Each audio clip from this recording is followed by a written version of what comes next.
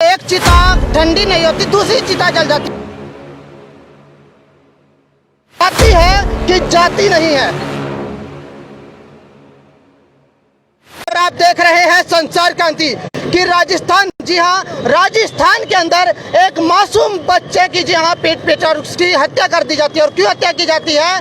क्योंकि उसने एक गुस्ताखी की थी। जी हाँ, उनकी तरफ से एक गुस्ताखी ही थी कि उन्होंने मटके से पानी पीने की गुस्ताखी की, जिसके बाद जो है उसको जान से मार डाला। जी हाँ, इलाज के दौरान उसकी मौत हो जाती है। और देश भर के अंदर ऐसा शायद कोई कोना होगा जहाँ पर दलितों पर अत्याचार ना होता है, चाहे वह उन्नाव हो, जी हाँ, या फिर करनाल सीएम सिटी, यहाँ पर भी बेटियों के साथ अत्याचार होता है। दो मासूम बेटियां नहर से मिलती है, लेकिन प्रशासन, जी हाँ, प्रशासन कहाँ है जो इस प्रकार की घटनाएं हो रही है? तो जो भी दर्शक वीडियो को देख रहा है, एक बार शेयर जो कर दीजिए।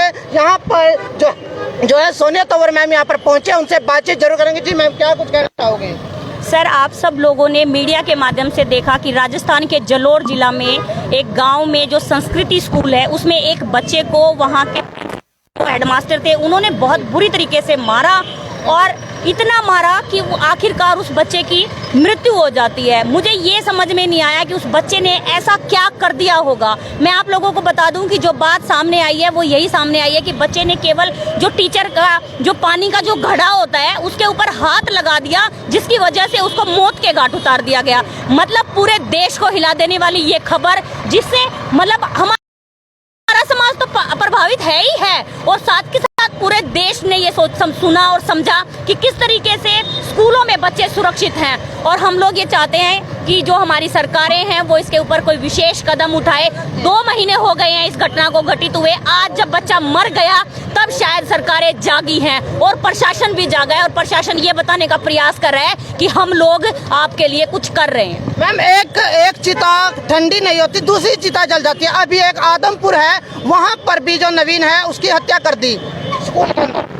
सर, मैं कह रही हूँ करनाल में आप देख लीजिए, करनाल के कलवेड़ी में भी सेम मैटर सामने आया था, जब एक टीचर ने बच्चों की जाति पूछकर उसको लाइन में बिठाया। वहाँ पर मेरे को ये समझ में नहीं आया, ये जो टीचर हैं, ये जो MA, MEd, MPhil, PhD करके जो टीचर लगे, लेक्चरर लगे, इन लोगों की सोच कहाँ पर है? ये लोग पता नहीं कौन सी शिक्षा प्राप्त कर रहे हैं, मुझे ये समझ में नहीं आ रहा। आज 2022 में हमें ये बताया जा रहा है कि हमारे घड़े को हाथ लगाने की जरूरत नहीं है। अच्छा, तो ऐसा क्या मानसिकता दर्शाती है उनकी, जो मतलब एक तरह से टीचर तो बन जाते हैं लेकिन कहीं ना कहीं जो एजुकेशन है वो जीरो पाती है? तो क्या कुछ लगता है? देखिए सर, मैं आप लोगों को बताना चाहती हूँ कि ये एजुकेशन का वो स्तर है जो सिफारशी लोग जो लगते हैं, जो पैसों के दम पर लगते हैं, ये उन लोगों का एक पूरा एजेंडा होता है। इन लोगों को कौन चलाता है वो इस देश के बच्चे को पता है कि इन लोगों को कौन चलाता है। लेकिन समझ की बात यह है कि आज हमारे बच्चे स्कूलों में सुरक्षित नहीं है। अभी कुछ दिन पहले करनाल में जस को मारा गया था, उसके बाद कलवेड़ी में घटना हुई, और आए दिन ऐसी घटना हो रही है। आपने फोटो देखिए बच्चे की, इसकी आंख निकल सकती थी, इतनी बुरी हालत तरीके से उस बच्चे को मारा गया। और मैं समझ नहीं पा रही हूँ कि ऐसी घटना क्यों सामने आई। तो कहीं ना कहीं जो प्रशासन है वो चुप्पी साधे बैठा है। और आपको बता दे कि ऐसा प्रशासन का क्या फायदा जो आम जनता की हिफाजत ना कर सके, जो नन्हे बच्चों की हिफाजत ना कर सके। ये देख सकते हैं, ये एक बार तस्वीर देख लीजिए, गौर से देखिए, ये देखिए, ये वो मासूम बच्चा है जिसकी बड़ी बेरहमी से हत्या कर दी जाती है। तो जो भी दर्शक वीडियो को देख रहा है, एक बार शेयर जो कर दीजिए। आज यहाँ सीएम सिटी में जो जनता है वो सड़कों पर यहाँ पर बैठी हुई है, आ चुकी है। ये देख लिए, एक बार ये मटका गौर से देखिए कि जो जाति है कि जाति नहीं है। जी हाँ, जो ये कास्टिज्म है ये कहीं नहीं है, मतलब सिर्फ हमारी मानसिकता का खेल है। और ये कहाँ है? हमारी मानसिकता में खर्च कर चुका है। ये कब जाएगा, कैसे जाएगा, इसका कुछ नहीं पता। लेकिन प्रशासन जो है, ऐसे प्रशासन को डूब मरना चाहिए। यदि वो नहीं बोलता, यदि वो खामोशी, ये देख सकते हैं, एक बार तस्वीर देख लीजिए। इसको देखकर यदि किसी की इंसानियत जाग जाए, यदि किसी की इंसानियत जाग जाए तो बड़ा अच्छा होगा। लेकिन इसके बाद एक के बाद एक घटनाएं, जी हाँ, आदमपुर के अंदर भी ऐसी घटनाएं निकलकर सामने आ रही है, उन्नाव के अंदर भी आती है। और आपको बता दें कि सीएम सिटी का एक गांव है बराना, वहां पर भी ऐसी घटना होती है। और आपको बता दें कि जसवाड़ा मैटर भी यहाँ पर होता है, लेकिन प्रशासन क्या करता है, खामोशी से चुप हो जाता है। और ऐसी दो बेटियों का एक मामला आता है जिसका शव नहर से बरामद होता है। और आज यहाँ पर सामने देख लीजिए कि आज जी हाँ, जो इंदर कुमार है, इस नन्हे बच्चे का नाम इंदर कुमार था, जो कि राजस्थान के जालोर का रहने वाला था और बड़ी बेरहमी से आंख भी निकल सकती थी। ये देख लीजिए, इलाज के दौरान ये जो घटना है ना, ये 2 महीने पुरानी है। और अगर आप एफआईआर देखेंगे ना, मीडिया के माध्यम से हमने एफआईआर देखी, जो कि प्रशासन ने 13/8/2022 को दर्ज करी है, जबकि घटना 2 महीने पहले की है। प्रशासन ने इसलिए एफआईआर दर्ज नहीं करी क्योंकि उनको ये लगता था कि ये एक मामूली सी घटना है, जबकि ये मामूली घटना नहीं थी। आज 2 महीने के बाद आप एक बात बताइए, वो बच्चा इतना तड़पा, उसके शरीर ने कितना, उसका पूरा शरीर यहाँ से लेकर यहाँ तक पूरा कटा हुआ था, क्योंकि उसके शरीर में अंदरूनी चोटें लगी हुई थी, जिसके बाद भी डॉक्टर्स उसको बचा नहीं पाए। तो आप ये सोचिए माँ बाप के ऊपर क्या बीती होगी। और बीजेपी सरकार से तो हम लोग वैसे ही परेशान थे केंद्रीय स्तर पर, लेकिन आज वो विपक्षी कांग्रेस जो राजस्थान में सत्ता में बैठी है, वो भी बराबर की जिम्मेवार है। उनके जो अधिकारी जो आए दिन धरने करते हैं, उन लोगों से भी आज जनता खफा है। हमेशा बीजेपी को टारगेट करने वाले वो लोग जो हमेशा कांग्रेस के पल्लू में बैठे रहते हैं, वो कहाँ गए आज? वो क्यों नहीं बोले? वो क्यों नहीं बोले भाई? बिल्कुल सही बात है कि जो दूसरों पर उंगलियां उठाते थे, जो कांग्रेस थी, वो कहाँ गई?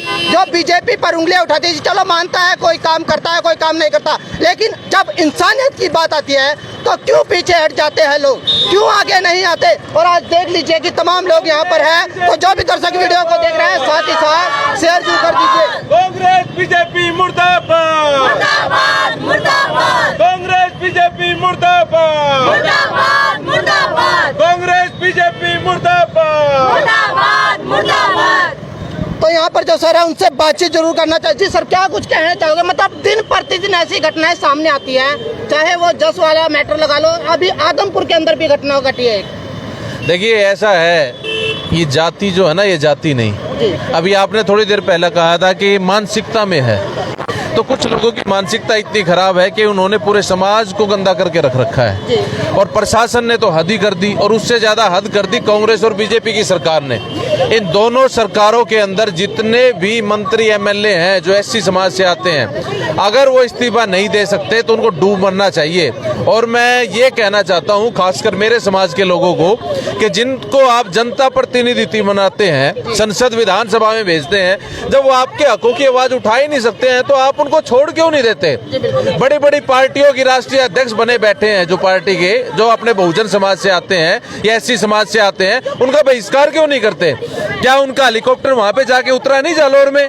क्या वो अपने महल से निकलना नहीं चाहते? क्या शर्म आनी चाहिए आज लोगों के। एक 9 साल के बच्चे को किस तरीके से मारा जाता है, किस तरीके से उसके साथ जातिवाद किया जाता है।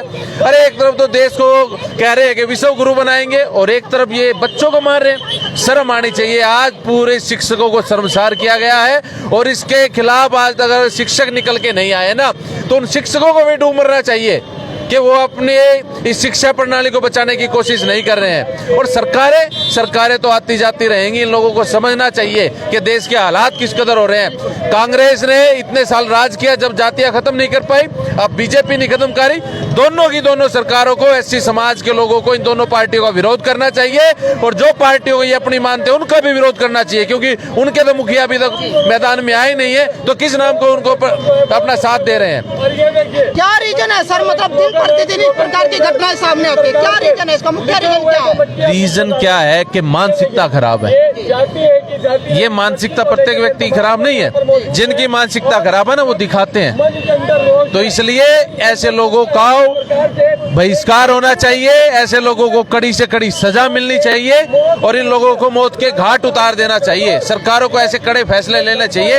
इजराइल जैसे, इराक जैसे कानून यहाँ पर बनने चाहिए। कभी बेटियों के बलात्कार होते हैं, कभी बच्चों को मार दिया जाता है। क्या चल रहा है देश के अंदर?